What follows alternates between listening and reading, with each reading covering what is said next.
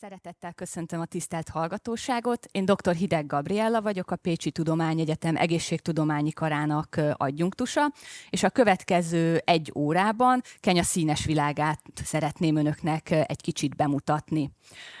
Hogy miért teszem ezt és honnan teszem ezt? Közel 12 év kenyai kutatói tapasztalat, oktatói kutatói tapasztalat van a hátam mögött, és ennek apropóján most jöttem haza nem olyan régen egy fél éves doktori ösztöndíjról, posztdoktori ösztöndíjról, így beszeretném mutatni egyrészt Kenya oktatástörténeti fejlődését, másrészt pedig szeretném bemutatni, hogy miről szól az én kutatásom, mi az, amit én közel 12 éve Kenyában kutatok, és nagyjából milyen eredményekre jutottam ezzel kapcsolatban.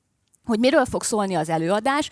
Először is szeretnék egy áttekintést adni arról, hogy hol van Kenya, hogy néz ki a társadalmi berendezkedése, mi az, amit általánosságban tudnunk kell Kenyáról, Kenyával kapcsolatban.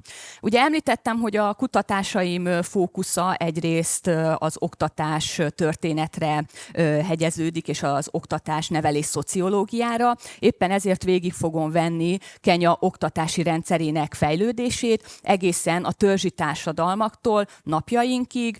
Beszélek a Covid-járványnak a hatásairól, negatív hatásairól, és bemutatom azt a paradigmaváltást, ami az oktatási rendszerben 2017-ben ment végbe, és a mai napig egyébként tart, és egyáltalán ennek a hatásait elemzem egy picit. És ahogy a felhívásban is szerepelt, a hétköznapokról is szeretnék egy kicsit beszélni, hogyan tud élni és mit tud csinálni egy kenyai társadalomban, egy kenyai közegben egy európai kutató, hogy zajlanak a kutatások, hogy zajlik az oktatás. Néhány tapasztalat és néhány kép az, amivel színesíteni fogom az előadásomat. És akkor lássuk, hogy mit tudunk Kenyáról, mi az, amit tudnunk kell Kenyáról. Először is Kelet-Afrikában helyezkedik el Kenya. Itt egy sötét színnel jelöltem, az Indiai-óceán partján, ebből adódóan csodálatos, fehér homokos, pálmafás partja van. A turisták számára igen vonzó úti célt jelent. Annak ellenére, hogy a turizmusban is, ahogy az oktatásban is egy jelentős változás történt az elmúlt 10-15 évben, de erről majd később szeretnék még szólni. Amit tudunk Kenyáról, hogy elnöki köztársaság, fővárosa Nairobi, és közel 47 millióan laknak az országban, és csak Nairobiban 9 és 10 millió ember él, ennyi a lakossága. A hivatalos nyelve a szuahéli, de emellett a közigazgatásban és egyébként az oktatásban is az angol nyelvet is használják, ugyanis Kenya brit gyarmat volt. Az évek alatt 1963. december 12-én vívta ki függetlenségét, és ettől az időponttól egészen máig összesen 5 elnöke volt az országnak. Az első Jomo Kenyatta volt, őt követte Moi, aztán Kibaki, Uhuru Kenyatta, és tavaly választották meg az új elnököt Ruto személyében. Hoztam néhány képet, ezek utcai életképek egyébként. Ezzel szeretném szemléltetni, hogy Kenyában mennyire erős a szegénység, mennyire magas a szegényeknek a száma, és milyen nyomorban élnek emberek, és ennek a társadalomnak a jelentős része egyébként ilyen nyomorban éli le az életét. Ez nekünk majd azért lesz érdekes, mert ilyen közegből fognak majd kikerülni fiatalok, ilyen közegből mennek be az iskolába, és ilyen közegből akár egyetemet tudnak végezni, és a felsőfokú tanulmányaik révén akár külföldre is eljuthatnak a különböző ösztöndíjprogramok segítségével. Ha ezt az utcaképet látjuk, akkor általában jellemző Kenyára, hogy tartanak állatokat, kecskét, csirkéket, illetve tehenet. Mivel azonban, ahogy ezen a képen is látszik, a zöld terület hol van, hol nincs, ez ugye attól függ, hogy az esős évszakban mennyi csapadék tudott hullani. Ezek a jószágok tulajdonképpen az utcán járkálnak, és erről akár, ha kell, már pedig kell, erről a szemétdombról is táplálkoznak. És amikor látunk egy ilyen képet, akkor majd mutatok egy másikat. Ez az utca egyik oldala egyébként. Azt is láthatjuk, hogy ilyen házakban nőnek föl a kenyaiak, és egyébként ez még egy középszintű ház, mert ennél vannak rosszabbak, amikor 4-5 szölöp vagy 4 bot van leszúrva, és azonnak a tetején egy rongy vagy egy pléd van átdobva, de a gazdasági fejlődés és a fellendülés keretében azért azt is meg kell említenem, hogy hatalmas 8-10 emeletes apartmanházak, lakóházak is épülnek. Van egy réteg, és egyre erősebb az a réteg, aki már meg tudja ezeket a lakásokat vásárolni, és ilyenben tud élni. De nem ez a jellemző, és nem ez a teljesen jellemző Kenyára, hanem inkább a nyomor és a szegénység. És ha tovább megyünk, hoztam egy korfát. Kenya egyébként teljes egészében a korfáját tekintve jellemző ugyanaz rá, mint az afrikai országokra. Ha a korfát jobban megnézzük, akkor azt a megállapítást tehetjük, hogy egyrészt a születéskor várható élettartam az 65 év. Tehát nagyon csekély az az arány, akik 65 év fölöttiek a társadalomba, ez mindösszesen 3%-ot fog kitenni. A 15 év alattiak azonban a jelentős részét teszik ki ennek a korfának és a társadalomnak, ők több mint 40%-ot képviselnek az egész népességben. Hogy miért alakul ez így? Egyrészt azért, mert a kenyai kormányzat ma már nem, ma már igen, de korábban viszonylag kevés figyelmet fordított arra, hogy az egészségügyi ellátórendszer megfeleljen a követelményeknek. Nagyon magas volt, és azért még mindig magas a gyermekhalálozásoknak a száma, a HIV vírus, az AIDS pedig szedi az áldozatait. És akkor még nem beszéltünk a különböző egyéb betegségekről, mint a tifuszról, a vérhasról, a sárgalázról, vagy éppen az eboláról. És egy személyes tapasztalat rögtön, ha már így a betegségekre tereltem a szót. Sokszor megkérdezik tőlem, hogy amikor Covid járvány volt, én akkor is elmentem, és én akkor is próbáltam kutatni, és akkor is oktattam kint. Igaz, hogy csak egy hónapot, de lehetőségem volt rá. És mindig megkérdezik, hogy én nem tartottam-e a Covid járványtól másrészt, hogy ők kezelték a Covid járványt. És nekem az a tapasztalatom, hogy mivel ennyi vírus, ennyi járvány van náluk, ők ezekhez teljesen hozzászoktak, és maga a Covid egy a sok közül. Ettől függetlenül rendkívül szigorúak voltak a beutazási feltételek, a szálláshelyeken, az üzletekben, talán még szigorúbbak voltak a szabályok, mint mondjuk Európában. Tehát erre figyeltek, a turizmus jelentős részét teszi ki egyébként a GDP-jüknek. És ha azt mondtam, hogy van az utca egyik oldala, akkor megmutatom, hogy milyen az utca másik oldala. Ez egy hatalmas bevásárló központ, ez pedig belülről. A világmárkák megjelennek ezekben a bevásárló központokban, fantasztikus és csodálatos élelmiszerboltjuk van, ami vetekszik az európai és egyébként világszínvonallal. És ez is Kenya, sajnos ez is Kenya. A választások alkalmával a belső zavargások folyamatosak, és folyamatos tüntetések vannak, teljesen függetlenül attól, hogy melyik pártnak a képviselői jutnak hatalomra.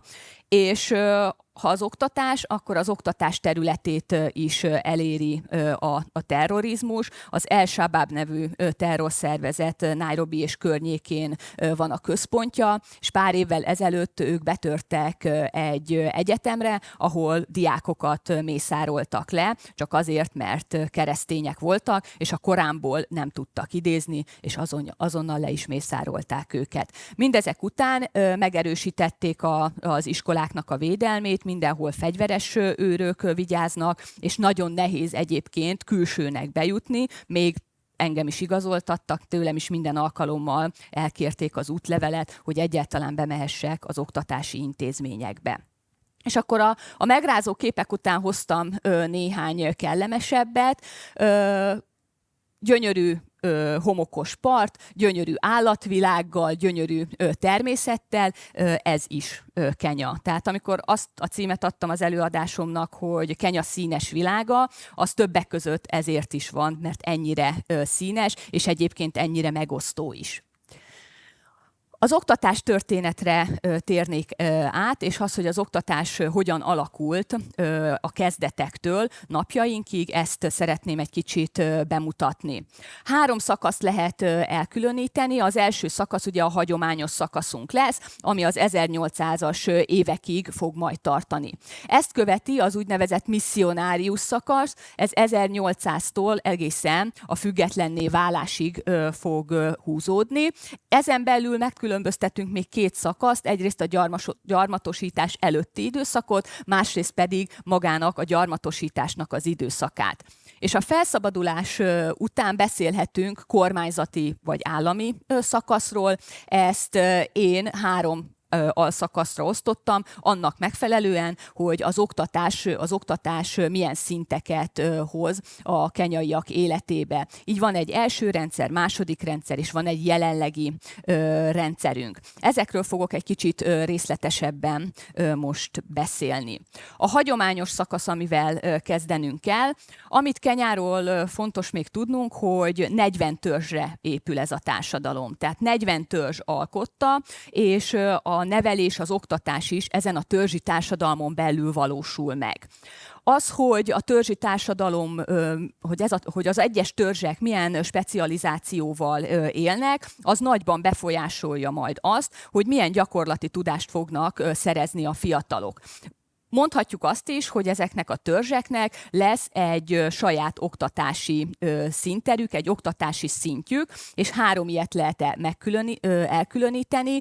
Ugye a gyermek születése után az első időszakban a szülők és az idősek fognak szerepet játszani a nevelésében, és ők lesznek azok, akik a törzsi kultúrába, a törzsi hagyományokba próbálják bevezetni a fiatalokat. A következő majd a mesterember lesz, aki bekapcsolódik az oktatásba, vagy a nevelésbe. Tulajdonképpen ez egy tanoncrendszer lesz. Attól függően, hogy a törzs mivel foglalkozik, itt lehet akár ácsmesterségre is gondolni, vagy kosárfonásra, akkor tanoncrendszerbe ezeket meg fogja tanulni a fiatal. És akkor a harmadik, az a törzsi véneknek a bevonása lesz. Ez elsősorban a fiúk, férfiak esetében lesz kiemelt jelentőségű, ugyanis a törzsi vénektől fogják megtanulni azokat az ismereteket, azokat a praktikákat, és ők készítik majd föl ezeket a fiatalokat a különböző beavatási szertartásokra és rítusokra. Egyébként még ma is vannak olyan törzsek, nem túl sok, de van néhány, ahol azt mondják, hogy egy fiú akkor fog majd férfivá válni, hogyha egy ilyen csodaszép oroszlánt le tud gyilkolni és le tud ölni. És akkor fölmerülhet a kérdés, én föltettem, hogy mire volt a tradicionális oktatási forma elég. Tulajdonképpen a törzsi társadalomban, a törzsi kultúrában mindenre. Mindent megtanultak, ami ahhoz kellett, hogy hasznos részei legyenek ennek a társadalomnak, és a törzs fent tudjon maradni. Tehát abban az időben ez az oktatási forma a törzsön belül, Kenyán belül tökéletesen megállta a helyét. Aztán a következő szakaszunk a misszionárius szakasz, ez is a gyarmatosítás előtti időszakot jelenti nekünk most.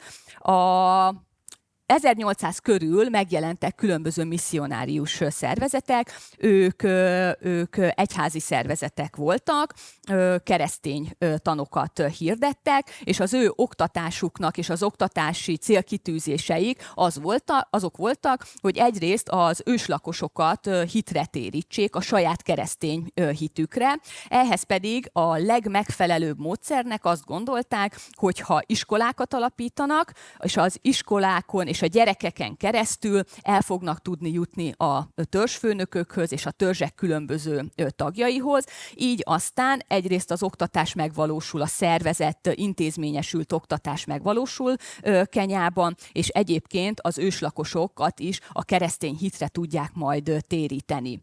A következő, ami célként tűztek ki, hogy lehetővé kell tenni a Bibliának az elolvasását. Itt két hiba volt a számításban. Az egyik az, hogy a Biblia nem volt szuahéli nyelvre lefordítva. A misszionáriusok ezt a feladatot kihívásnak tekintették, így ezt is megoldották. A másik probléma pedig az volt, hogy nem tudnak olvasni ezek az őslakosok, viszont ahhoz, hogy olvasni megtanítsák őket, egész korán az iskolánál el kell kezdeni ezt a folyamatot. Nem titkolt szándék volt, hogy az afrikai hitoktatók és munkavállalókat képezzenek. Már voltak olyan tehetségesebb fiatalok, akik tudtak írni, olvasni, számolni, elvégezték azokat a szinteket, amiket kijelöltek számukra, vagy elvárható volt, és a misszionáriusok megteremtették a lehetőséget, hogy elmehettek Indiába, és még többet tanulhattak, akár szakmát is tanulhattak, és miután ők hazajönnek, ők lesznek majd azok, akik a misszionáriusok tanait majd a törzseknél hirdetni fogják. Így volt, ez volt a koncepció. Ezen kívül szerették volna nyugatosítani egy kicsit Afrikát, és arról nem is beszélve, hogy igyekeztek a higiénés szokásokra megtanítani ezeket az embereket. Volt egy rehabilitálási folyamat is ebben a rendszerben, a felszabadított rabszolgákat próbálták meg, és szerették volna rehabilitálni az oktatási célkitűzéseik között. Hogy milyen eredményeket értek el? 1918-ra 16 misszionárius szervezet működött szerte Kenyában, 46 állomás tartozott hozzájuk, és 13.699 diák tanuló járt az ő iskoláikba, 261 falusi iskolát alapítottak. De ez nem volt ennyire egyszerű, bár nagyon jól hangzik és szépen hangzik, de voltak konfliktusok. És a konfliktusoknak az oka egyrészt az volt, hogy voltak más felekezetek is Kenyában. A parti részeket például nagyon nehéz volt, a partmenti részeket, településeket nehéz volt a keresztény hitre téríteni és tanítani, ugyanis ott az iszlám vallásnak már 800 éves hagyománya volt. Itt nehézségekbe ütköztek a misszionáriusok, és rengeteg konfliktus adódott mindebből. A másik konfliktus az a törzsi kultúrának a hiedelemvilága volt, ami ellentétes volt a misszionáriusoknak a prédikációival. Tehát ez volt a két alapkonfliktus, és akkor fölmerül a kérdés, és középen ott állnak egyébként a gyerekek, és fölmerülhet a kérdés, hogy mi lett a gyermekeknek a sorsa. Két út állt előttük. Az egyik az, hogy a törzs engedte őket tanulni, tehát elmentek a misszionáriusok által alapított iskolákba, és ott tanulni tudtak. A másik, hogy nem mentek el tanulni, nem engedték őket iskolába. Így tulajdonképpen azt a következtetést lehet ebből levonni, hogy generációkra lehetetlenült el az oktatás ezeknél a törzseknél. De miért volt fontos, hogy tanuljanak ezek a gyerekek? A felemelkedés lehetősége ezt természetesen magában hordozta, és az igazi áttörés a törzsi kultúrában és a törzsi gondolkodásban akkor következett el, amikor az első fiatalok a gyarmati adminisztrációnak tagjai lettek. Tehát hivatalnoki szerepeket tudtak már betölteni. Ez egy hatalmas áttörés volt a törzsi kultúra gondolkodásában, és egyre több gyermeket engedtek aztán, hogy menjen az iskolába. A második nagy szakasz az a gyarmatosításnak az időszaka volt, ami jellemzi, az a területi egyenlőtlenség. A gyarmatosítókat a szakirodalomban is fehér telepeseknek hívjuk, így én is ezt fogom használni. A kezdetekben 1909-ig a gyarmati kormányzat tulajdonképpen nem nagyon vett tudomást a kenyai fiataloknak az oktatásáról, és azt, amit ők fejlesztettek az oktatási rendszerben, az tulajdonképpen nagyon csekély volt. Egyrészt azért, mert nem volt érdekük, tehát nem volt érdekük, hogy olyan kenyai fiatalok kerüljenek ki ezekből az iskolákból, akik el tudják látni a komolyabb feladatokat a kenyai társadalmon belül. Ennek a legjobb módszere egyébként az volt, hogy a misszionáriusokra hagyták az oktatást, ahol egyébként folyamatos volt még továbbra is a konfliktus a törzsekkel. Aztán 1909 után a gyarmati kormányzat rájött arra, hogy valamiféleképpen be kellene vonni a kenyaiakat a közigazgatásba. Valami szerepet kellene nekik adni, és nem csak a kormányzat, vagy nem csak a közigazgatásban, hanem magának a kormányzatnak és a kormányzat szereplőinek az igényeit is ki kellene tudni elégíteni. Úgy gondolták, hogy ha van egy felvilágosult osztály a kenyaiak között, akkor kapocsot tudnak teremteni, és kapcsolatot tudnak teremteni a törzsfőnökkel, és ha a törzsfőnökkel megvan a kapcsolat, és azt a kapcsolatot egy kenyai fiatal fogja megteremteni, akkor őket is könnyebben el fogja fogadni majd a törzsnek a többi tagja is.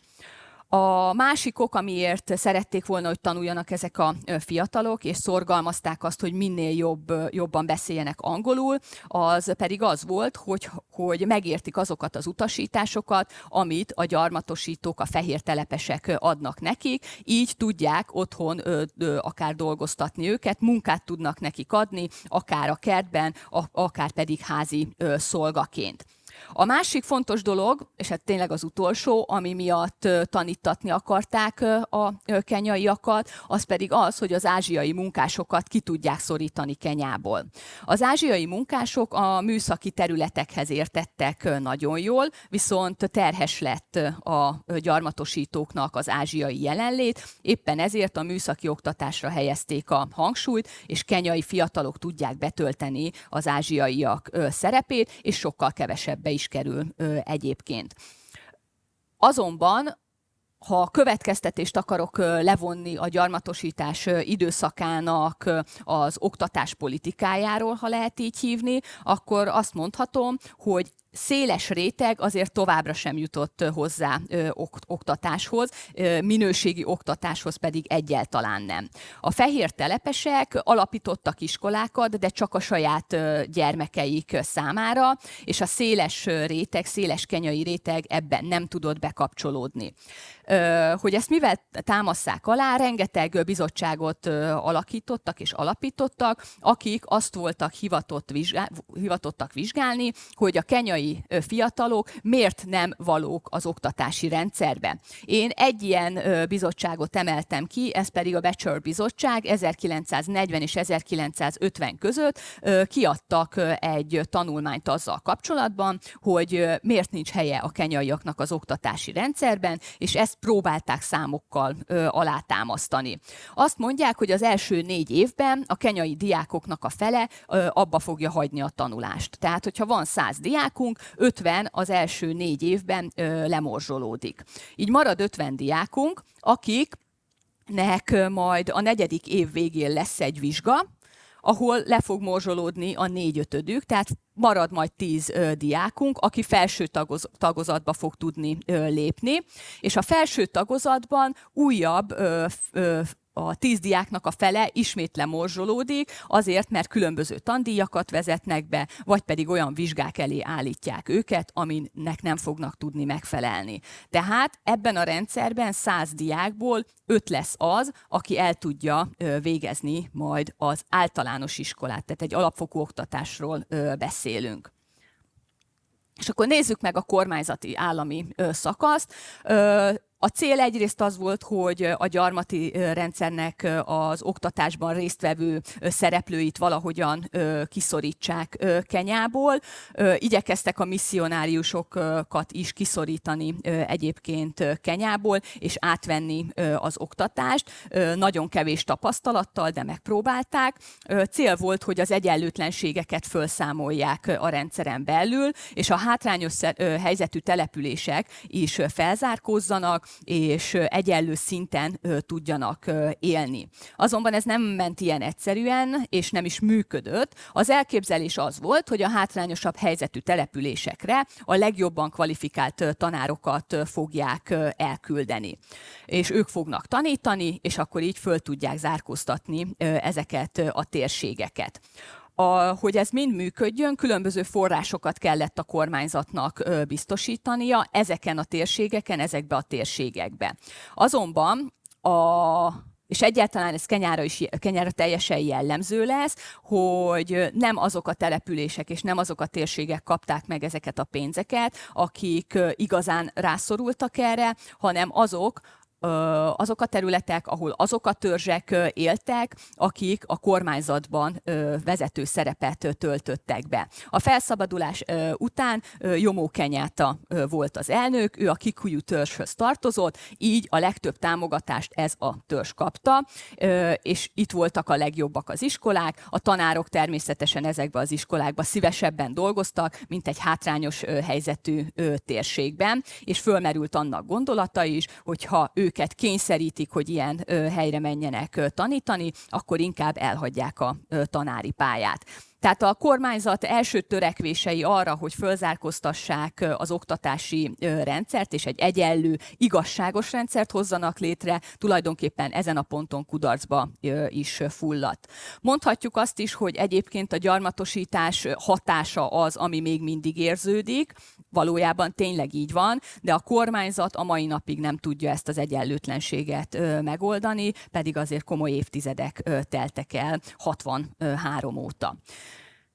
Viszont voltak törekvések és próbálkozások, éppen ezért a Világbank segítségét is kérték, mert azt azért belátták, hogy ők egyedül ezt a problémát nem tudják megoldani.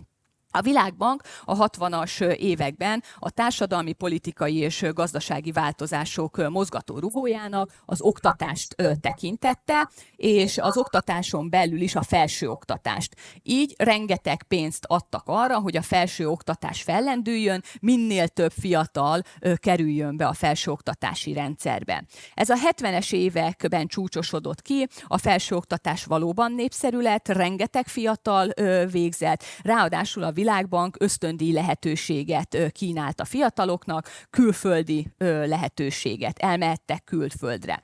Ami viszont 70-es évek közepe felé már érződik, hogy a prioritást át kell helyezni a felsőoktatásról inkább az alapfokú oktatásra. Ez az a pont, amikor aztán a felsőoktatás hanyatlani kezd, és a 90-es évek lesz az, amikor szembesül a kormányzat és a Világbank is azzal, hogy először a felsőoktatás, utána az alapfokú oktatásnak a támogatása tulajdonképpen azt eredményezi, hogy az egyetemi szintű tanárképzés nem valósul meg, és nincsenek tanárok az alapfokú oktatásban, akik tanítsanak. Én fölírtam egy GDP arányt is, hogy tudjuk hasonlítani egy kicsit.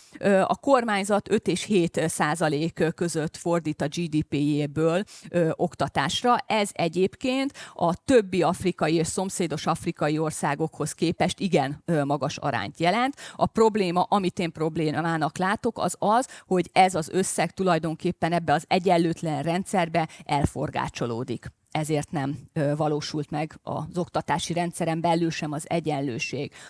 Az ingyenes alapfokú oktatásnak a kialakulása, és ennek egy dilemmája, egy ilyen csiki-csuki játéknak is gondolhatnánk a tandíjakkal kapcsolatban. A Kenyatta kormányzat 63-ban a függetlenség kivívása után azt ígérte, hogy mindenkinek lehetőséget biztosít, hogy részt vegyen az oktatásban.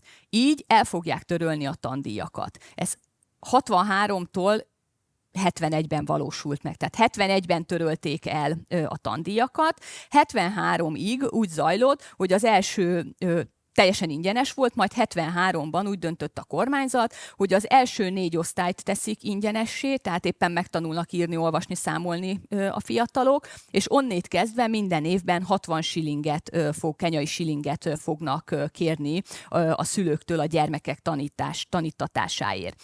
1978-ban tandíjmentes lesz újra az oktatás, azonban ez csak egy gesztus, és jól hangzó gesztus, valójában tandíjat díjat szedtek a szülőktől, csak nem tandíjnak hívták, hanem építkezési hozzájárulásnak, vagy az egyenruhára kellett, vagy a könyvekre kellett pénzt befizetni a szülőknek.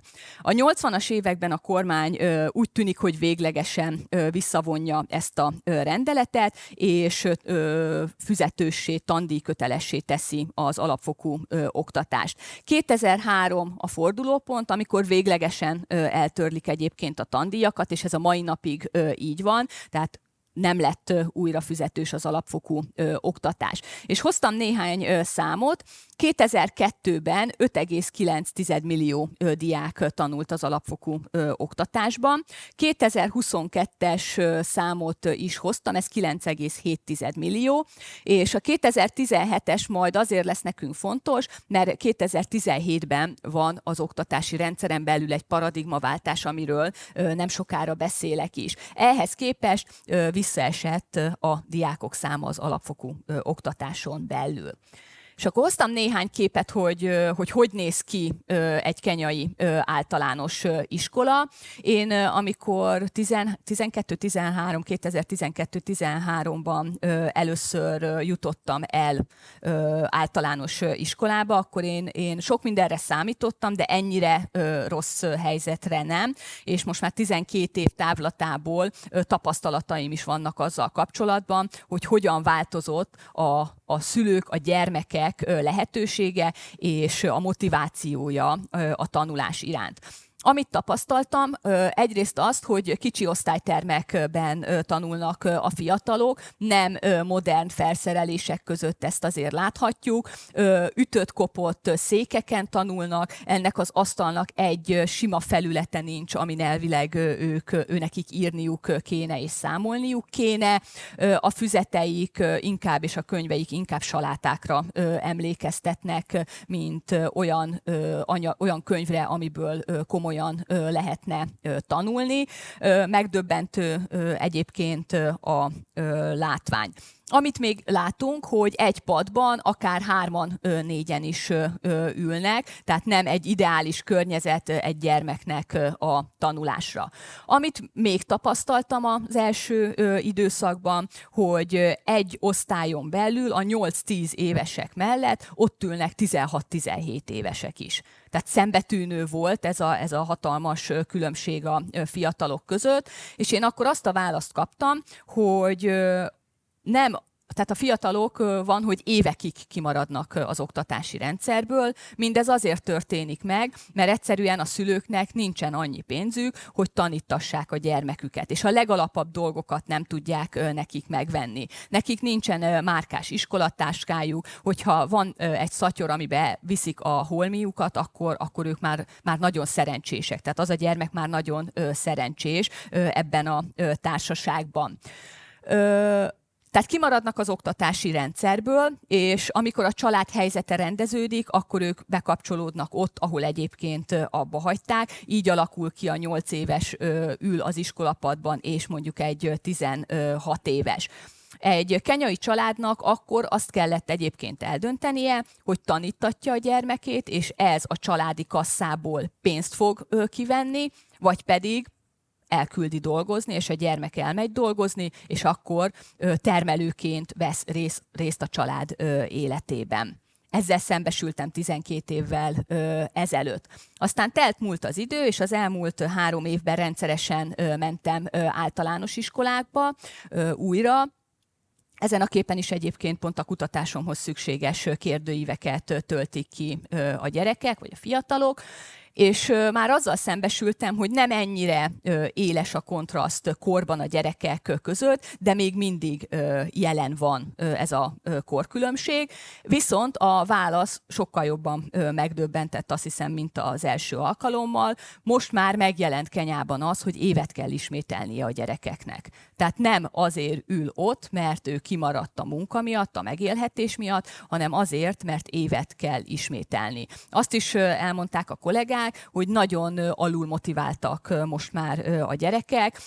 Az első időszakban boldogok voltak, hogy tanulhatnak, most már alulmotiváltak, nem igazán érdekli őket semmi. Én többek között ezt egyébként a Covid járványnak tudom be, amikor otthon kellett maradniuk, kikerültek ebből a baráti társaságból, ebből a közegből, és majd nézzünk néhány okot, amit még a Covid járvány okozott az oktatási rendszer fejletlenségében. És akkor nézzük meg a középfokú oktatást. A középfokú oktatásban a középiskoláknak 3 fő csoportját tudjuk megkülönböztetni. Lesznek állami iskoláink, lesznek HMB iskoláink, ez tulajdonképpen egy önsegélyező iskolát jelent, és Kenyának egyébként ez egy jelmondata, hogy fogjanak össze, segítsenek egymásnak, és adakozzanak egymás javára, és így boldogulni fognak. És vannak magániskolák, a magániskolák alatt mind privát iskolákat is értek, és egyházi iskolákat is. Az állami iskolákon belül is megkülönböztetünk nemzeti, tartományi és körzeti iskolákat. Természetesen a nemzeti iskolák lesznek a legerősebbek, a legjobb tanárokkal, a legjobb képességű gyerekek kerülhetnek csak ide be, és ez rögtön egyébként előrevetíti azt, hogy a felsőoktatásban, mint harmadfokú rendszerben hogy tudnak megjelenni fiatalok, és mely iskolákból van esélyük egyáltalán arra, hogy bejussanak a felsőoktatásba. A függetlenség után ugye ingyenes volt a felsőoktatás, a Világbank szerepéről az előbbiekben már beszéltem. 1974-ben bevezetnek egy diákhitel programot, azonban olyan kidolgozatlan és olyan strukturálatlan, hogy be kell szüntetni egy idő után, mert azok a fiatalok, akik elvégzik az egyetemet, képtelenek aztán visszafizetni ezeket a hiteleket, és ezért inkább beszüntetik a diákhitel rendszert. 2004 és 2009 között érdekességként hoztam ezt a számadatot. A középiskolásoknak, tehát az összes középiskolásnak csupán 24%-a ér el az országos állami vizsgákon és teszteken olyan eredményt, hogy egyáltalán megpróbálhassa az egyetemi felvételit. És kezdetben még 70-80 ezer fiatal tanult a felsőoktatásban, mára 2022-re ez 563 ezer hallgatót fog majd jelenteni, ugrásszerűen megnőtt. Az 563 ezer diákból egyébként 448 ezer diák az, amelyik állami intézményben tanul, a többiek magán egyetemeken. A finanszírozás kérdése is egyébként megoldódik 2004-ben. Lesz államilag támogatott képzés, és lesz költségtérítéses képzés. És persze ott lesznek majd a magánegyetemek, amelyek nagyon komoly tandíjakat kérnek a szülőktől és a diákoktól.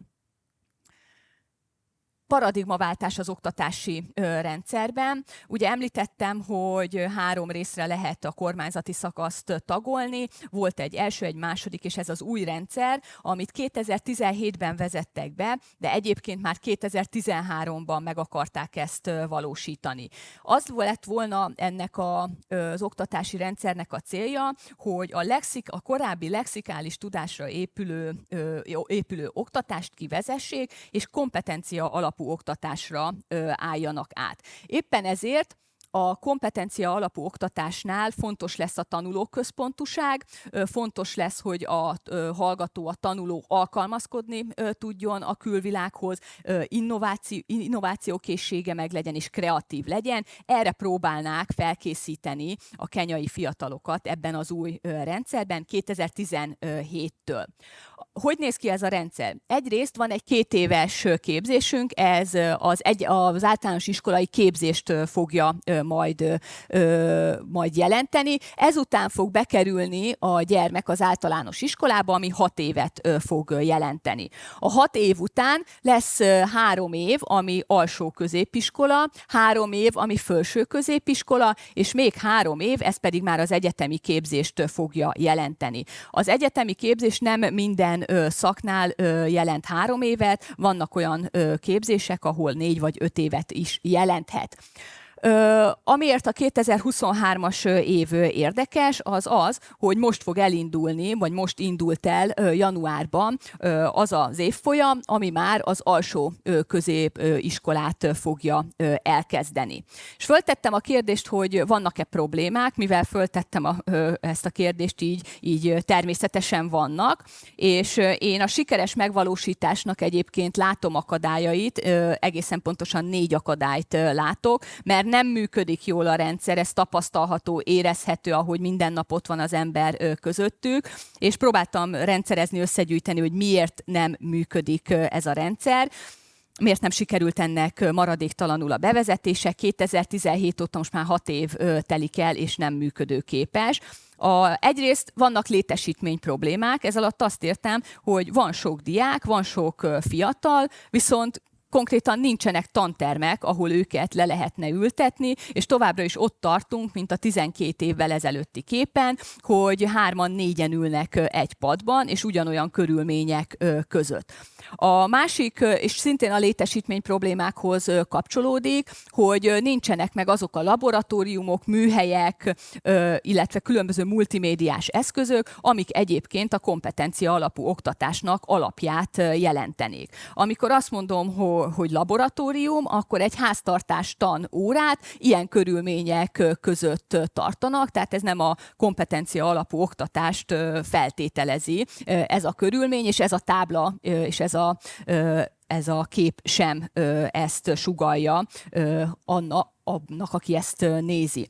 A másik, hogy azok a tananyagok, amiből tanulniuk kéne és tanítani kéne a gyerekeket, 2023-ig még mindig nem készültek el, és akkor ehhez hozzákapcsolódik az a probléma, hogy a tanárok sincsenek felkészülve arra, hogy kompetencia alapú oktatás keretében tanítsák a fiatalokat. Én a kutatásaimat az általános iskola mellett egy tanárképző főiskolán sikerült elkezdjem. 12 évvel ezelőtt volt ez is. Ott a hallgatók a mai napig nem arra készülnek, hogyha ők 1-2 éven belül már kikerülnek, és matematikát kell, vagy írást tanítani, vagy háztartástant, még most sem arra készülnek föl, hogy ők ezt hogy fogják ezzel az új módszerrel tanítani. Tehát nincsenek meg azok a tanárok, akik a felsőoktatásban megtanítanák a leendő tanárokat arra, hogy hogyan tanítsanak majd gyerekeket. Ez az egyik probléma a tanárok kapcsán, és a tananyagok kapcsán. A másik pedig az, hogy van egy 90 000 fős tanárhiány Kenyában jelenleg. Ez többek között egy elhibázott döntésnek az eredménye, mert 1998-ban a kormányzat bevezetett egy létszámstoppot, tehát nem vehettek föl új tanárokat, csak azoknak a helyére, akik mondjuk nyugdíjba vonultak. Így érezhető volt az is, hogy ennek a pályának nincs jövője, így nagyon kevés fiatal jelentkezett tanárszakokra. 2022-ben feloldották ugyanezt a létszámstoppot, de egyelőre ez a helyzet nincsen megoldva, és mondom, nincsen meg se a tananyag, sem pedig az, hogy tudják ezt a kompetencia alapú oktatásnak a lényegét elsajátítani, és fogalmuk sincs arról, hogy hogyan kellene ezt majd a fiataloknak átadni, és erre egyébként a Covid is nagyon rátett még egy lapáttal.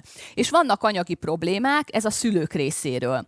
Tehát az, hogy a gyerekek ezzel az új módszerrel tanuljanak, ahhoz egészen biztos, hogy okostelefonra, tabletre, illetve különböző vagy laptopra, számítógépre, internetre szükség lesz. Na most az elején mutattam néhány képet házakról, ezek nem közművesített házak.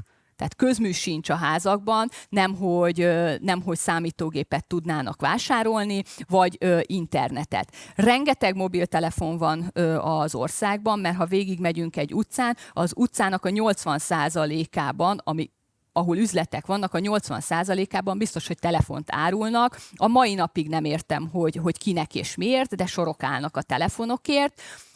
Viszont nagyon drága az internet, így ezt nem fogják tudni a szülők megfizetni, illetve a drága különböző szoftvereket, programokat sem, amivel a fiatalok, a gyerekek tanulnának. És akkor a COVID hatása az oktatási rendszerre. Globális problémát okozott természetesen minden oktatási rendszerben a COVID-19 világjárvány, de még nagyobb törést okozott egy egyébként is nagyon érzékeny, nagyon törékeny oktatási rendszerben, mint amilyen a kenyai. 2020. március 15-én bezárták az összes iskolát. Ez azt jelentette, hogy 13 millió fiatal egyik napról a másikra hazakerült, és otthon kellett maradnia. És akkor milyen problémák merültek fel? Próbáltam összegyűjteni. Egyrészt kikerültek a megszokott kis közegükből, a baráti társaság elmaradt, nem tudták tartani a kapcsolatot, azért ez kisebbeknél, idősebbeknél is problémát jelent. Megszakad a tanulás, tehát a folyamatos tanulás megszakad egyik napról a másikra, a megszerzett tudás is veszélybe fog ezáltal kerülni. Megkockáztatom, hogy főleg az alsósoknál, alsóbb éveseknél akár a tudásnak az elvesztése is kialakulhat.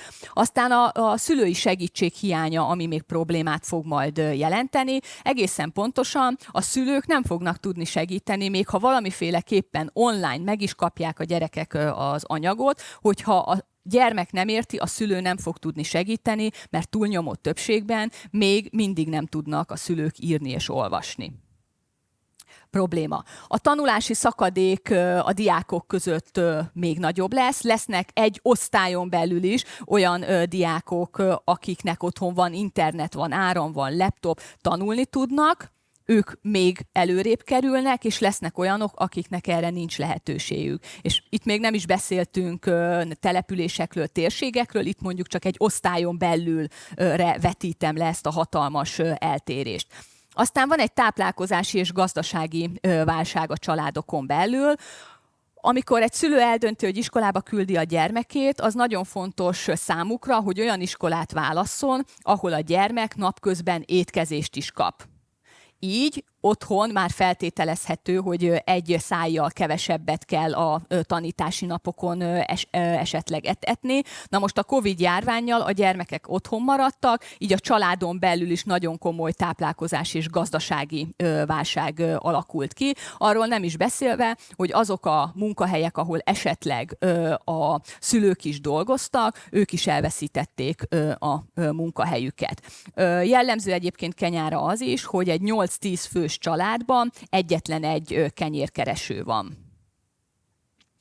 A gyermekgondozási kihívások, ez összecsengenek az előzőekben elmondottakkal, és a statisztikákat megnézve és a statisztikát bújva azt is észrevettem, hogy ebben az időszakban a tinédzserkori terhességeknek a száma jelentősen megnövekszik. Egyébként is probléma a kenyai társadalomban és kultúrában, hogy igen hamar vállalnak a nők gyermeket. Ez a Covid idején, ez a Covid hatására megsokszorozódott ez a probléma.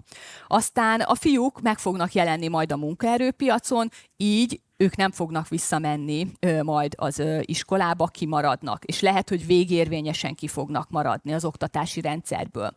Illetve az előbb már említettem, hogy a tanároknak sincsenek megfelelő sem eszközeik, sem pedig felkészültségük arra, hogy az online oktatás formájában megszervezzék az órákat, és átadják a tudást, az ismeretet a fiataloknak.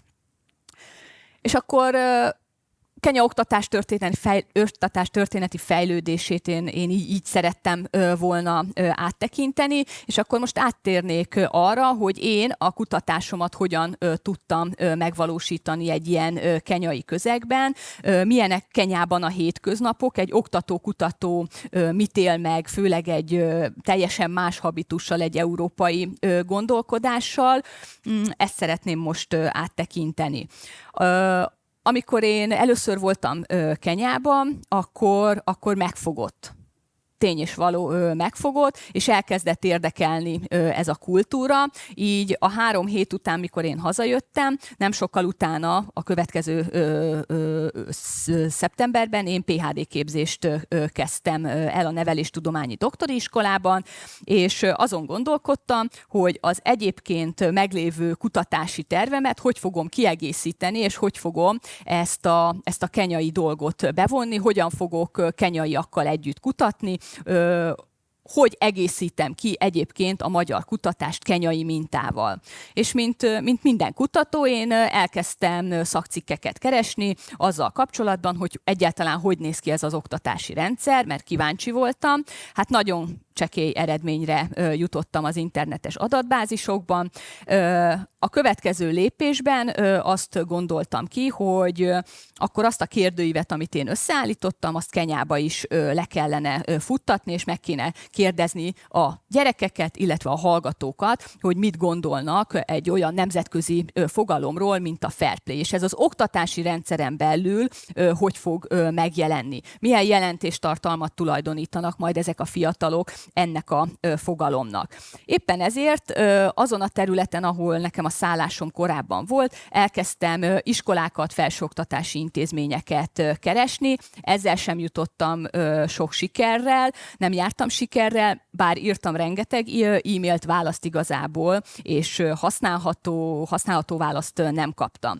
Viszont elindultam januárba újra Kenyába, lesz, ami lesz, hát ha sikerül ezt a projektet megvalósítani, és nagyon hamar rájöttem és szembesültem azzal, hogy az a mondás, miszerint a jó tájékozódáshoz 3 alapvető dolog szükséges, az egy térkép, egy iránytű és egy helybéli, aki tökéletesen ismeri a terepet, és hogyha megvan a helybélink, akkor az első 2 egyébként már el is hagyható és elhanyagolható. Nekem szerencsém volt az úriemberrel, Mr. Halakénak hívják, egyébként annak a létesítménynek a menedzsere, ahol nekem a szállásom volt, és ő volt az, aki először segített abba, hogy azokba az iskolákba eljussak, amiket az előbb bemutattam, és ott a kutatás el tudjon indulni. Ő volt az, akinek nagyon jó kapcsolata volt a helyi tanárképző főiskolával, amit az előbb már egyébként említettem. Ez a Shanzhou Teacher Training College volt. Itt fogadtak engem először, itt nem akartak útlevél nélkül beengedni egyébként a fegyveres őrök a kapunál, de abban biztos voltam, hogy talán el tud indulni itt ez a fajta kutatás, és nem tévedtem, és egyébként van egy könyvtáruk, ami hatalmas, rengeteg könyvvel, és én bementem egy listával, hogy ezeket a könyveket szeretném, mert semmi anyagom nem volt Kenya oktatás történetéről, és úgy kell elképzelni, hogy rengeteg polc van, de a könyvek a földön voltak halomba, és amikor odaadtam a listát a kollégának, ő végigment, és a kupacokból elsőre kihúzkodta azokat a könyveket, amik nekem kellettek. Ez is egy megdöbbentő élmény volt így elsőre, de rengeteg irodalmam volt, rengeteget tudtam olvasni, így tudtam ezt az irodalmi hátteret, történeti hátteret is összeállítani. Egy tanárképző főiskoláról van szó, most körülbelül 250 diákja, hallgatója van. Ez egy bentlakásos iskola, és hétvégén egyébként így néz ki, a diákok, hallgatók mosnak, kiteregetnek, és élik a rendes kollégista és egyetemista életüket egyébként. De Mr. Halakin kívül azért voltak még, akik ebben az időszakban nekem nagyon sokat segítettek. A második, a PhD után, tehát az elmúlt 5 évben új kutatásba kezdtem, maradtam továbbra is a Fair Play témakörénél, de nemzetközileg validált kérdőíveket szerettem volna Kenyában adaptálni. 6 ilyen kérdőívről van egyébként szó, ami a fair playhez, a csaláshoz, gamesmanshiphez, ehhez a fogalomkörhöz kapcsolódik, és azt gondoltam, hogy maradok annál a koncepciónál, hogy kitöltetem a közoktatásba és az egyetemeken is. Abból a szempontból szerencsém volt, hogy ezeket a kérdőíveket ugye adaptálni kell. A hivatalos nyelv az természetesen az angol Kenyában is, az egyik, és éppen ezért Alice kolléganőm volt az, aki a legtöbbet segítette. Ő tulajdonképpen ott Kenyában mint nálunk a tankerületi vezető, körülbelül ilyen pozíciót tölt be, de ahhoz, hogy ezek a kérdőívek lekérdezhetőek legyenek, át kellett nézni különböző kollégákból alakított csoportokkal, hogy a nyelvi adaptáció meg tudjon történni, és utána a gyerekek ki tudják tölteni. az általános iskolás kolléganőkkel egyeztettünk ezen a képen, itt pedig a Nairobi Egyetemnek a professzoraival volt egy egyeztetésem, szintén, hogy ott is lekérdezhető legyen a kérdőív. És akkor megyek tovább. Az évek alatt több egyetemmel sikerült nagyon jó kapcsolatot kiépíteni, többek között az előbb mutatott Nairobi Egyetemmel, illetve a Kenyatta University-vel. Ez a kettő legrégebbi és legnagyobb és legnépszerűbb egyetem egyébként Kenyában, és nagyon szerteágazó az a profil, amiben ők az oktatásukat folytatják. Ezek a képek Mombasában készültek, a Technical University volt idén az új terep. Ők kerestek meg egyébként engem, hogy hallottak erről a kutatásról, amit kintre tervezek, és ők adnák a lehetőséget, a hallgatókat és a kollégáknak a segítségét, hogy ezt az egész programot ott kivitelezni lehessen. Éltem is a lehetőséggel. Ami náluk nagyon fontos, és ezt megtanultam az évek alatt egyébként, az, hogy mindig mindenről készüljön fénykép, és a személyes találkozások. És hogy minden héten beszéljük át az elmúlt hétnek az eseményeit, és beszéljük át, hogy mi a következő hétnek a feladata. A kivitelezésben azért nem ennyire gyorsan működnek náluk a dolgok. Néhány kép, hogy milyen körülmények között lehet oktatni, mert a kutatásról picit beszéltem. Az első időszakban volt, amikor kint a kertbe, a parkban, kertben tartottam meg az óráimat, mivel nem volt infrastruktúrális problémák, nem volt akkora terem, ahova a fiatalok befértek volna, így mindenki megfogta a kis székét, kihozta ide a parkba, én pedig itt tartottam meg az órámat. Ehhez képest van más is, van, amikor ilyen előadó terembe tarthattam előadást. Ez például március 8-án volt a Nemzetközi Nőnap alkalmából. Itt a nők helyzete a tudományban, a tudományos világban, erről szólt az előadásom. És vannak meglepő dolgok az egyetem kapuin belül is. Többek között az, hogy a tehenek, a kecskék, és most ezen éppen nincsenek csirkék, de itt járkálnak az udvaron. Ez majdnem természetes volt, ennyi év után ezen már nem igazán lepődik meg az ember. Azon viszont meglepődtem, amikor én tartottam az órámat, és ez a boci szépen besétált. És keresztül ment a termen. Én nem riadtam meg, a hallgatók teljesen természetesnek vették, de minden esetre azonnal próbáltam egy képet készíteni, több-kevesebb sikerrel. A tanulás iránti vágy benne is biztosan megvolt. Ezen a képen szintén ugyanaz a boci látható, ez pedig egy igen szemtelen varjú, aki képes volt arra, hogy ő nem repül, biztos, hogy túl meleg volt és egy kicsit ellustulhatott, és inkább a tehénnek a hátán cipeltette magát, és így sétáltak ők az udvarban. Jó, korábban ugye említettem, hogy nem sok minden van, amit ők enni tudnak. Itt látható is teljesen ki is van égve a fű, a kecskénél sem sokkal jobb a helyzet. Jó, ez pedig az a főiskolán készült képek egy része volt, ez pedig a Kenyatta University-nek a Mombasa kampuszán. Az ők Shadrach Murimi a kollégám, aki egyébként a kampusznak az igazgatója, és rengeteg segítséget adott ahhoz, hogy elindulhasson a kérdőívek lekérdezése, ami természetesen én szerettem volna, hogyha ez online megtörténik, nem sok esélyem volt rá, így akkor papír és online formában is töltettük ki a kérdőíveket. És ami még megvalósult a kérdőíves kutatáson kívül, az egy úgynevezett Fair Play az oktatásban című kurzus. Ez egy 13 hetes kurzus, amit például önként jelentkezőknek tartottam. Ez szintén a tanárképző főiskolán volt. Ők 13 héten keresztül minden szombat délelőtt itt ültek a teremben, vagy kint a szabadban, és arról tartottam előadást, hogy mit jelent az, hogy erkölcs, erkölcsi ítélethozatal, Kohlberg-féle modell, a fair play történeti áttekintése, és az volt a cél, hogy készítek velük egy tesztet a kurzus előtt, és a kurzus után ugyanazt a tesztet kitöltik, és ugye azt szerettem volna bizonyítani, hogy a kurzus hatására az erkölcsi ítélethozatali képességük fejlődött, jelentem fejlődött, szépek az eredmények, hamarosan publikálva is lesznek. Tehát így nézett ki. Itt előadás közben vagyok. Látható, hogy ez, bár a Kenyatta University-n van, azért itt sem tökéletesek a lehetőségek az oktatásra, de én megtanultam Kenyában, hogy mindent egy kis kreativitással meg lehet oldani.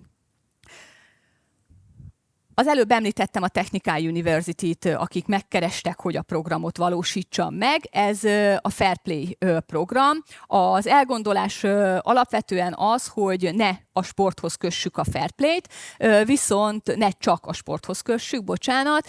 Itt viszont az elképzelés az volt, hogy akkor vonjunk be élsportolókat is ebbe a vizsgálatba, ugyanúgy vegyenek részt ebben a 13 hetes kurzusban, és nézzük meg, hogy lesz-e különbség a tanárjelöltek fejlődése és egyébként a sportolók között. Ők rögbi játékosok, a rögbi játékosok azért nem riadnak meg a játék során az agressziótól sem, így aztán ez a kérdéskör még izgalmasabbá és még érdekesebbé vált. És itt is sikeresen lezajlott ez a vizsgálat.